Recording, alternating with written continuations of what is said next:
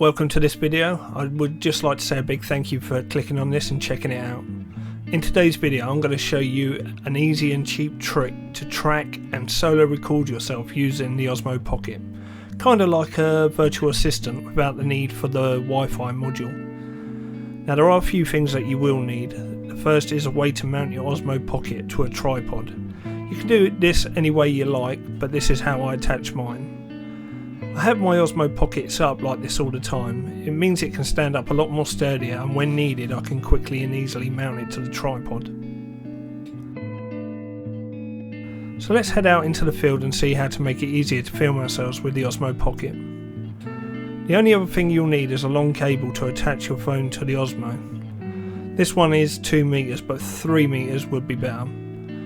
Turn your Osmo Pocket on and attach your phone with the cable into the bottom of the Osmo. The video feed will now show through your phone via the DJi app. Walk out in front of the Osmo, and now using your phone you can select the whole of you to be tracked.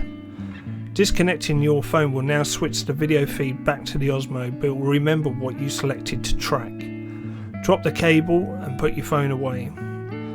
You have basically used your phone as a remote control to highlight yourself as the trackable target. The Osmo is now locked on and will track your movement. I would say that wearing camo trousers is probably not the best way to be tracked by the Osmo, but you can see that the Osmo is doing a great job tracking me.